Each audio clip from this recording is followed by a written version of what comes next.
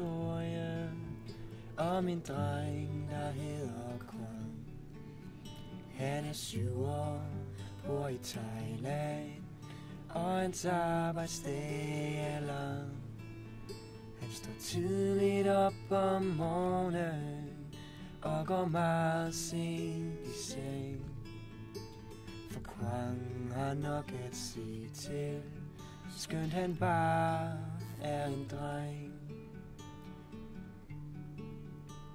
Hver morgen 4:15 går Kwang alene ned gennem tornekrat og tisler til en båd ved flodens bred. Vandet det er mørkt og koldt, men familien har gæld. Så han dykker efter perler, for det meste uden held.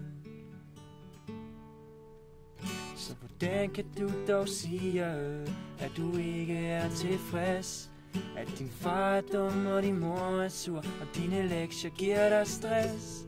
At du alt hvad du skal bruge, du har tøj og flæskesteg, og der er 1000 børn i verden, der ville ønske, de var dig. Kwang har ingen far mere, og hans mor er meget syg. Så Kwang må tjene penge inde i den store by.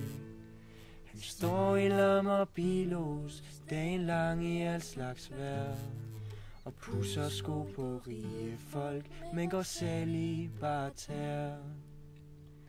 Og når det så er weekend, får han ingen lørdagsslik. For om lørdagen der knokler han på den støjende fabrik, med linninger der skal klippes ud, og den klare lille Kwang, han må bruge sine tænder, for han har ikke nogen tang. Så hvordan får dig til at tro, at jeg vil høre på dit brok? At du ikke kan lide din spinat, og ikke får lommepenge nok? Du har grillmad og Nintendo, du har tid til blege og pjat, og der er 1000 børn i verden, der ville ønske, de var dig. Kwang han er den ældste af en søskende flok på 10, så det er ham, der laver aftensmad, når dagen er forbi. Der er måne nok at mætte, og det kan ofte være svært. Så Kwang har købt en tube lim, som de sniffer til dessert. Når Kwang har lagt de små i seng, er han selv så dødsensret. Men han må afsted til byen igen, selvom det er blevet nat. Han vist har et stævne møde, som han planlagde i går, med sin kæreste, Heinrich Schulze, der er 45 år. Så hvordan kan du fortælle mig, at du har et dårligt liv?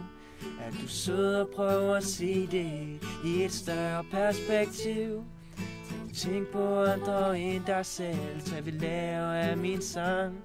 Husk på, du har det godt, hvis ikke du har det ligesom Kwang.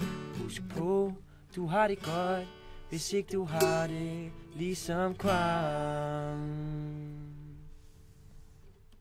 Word.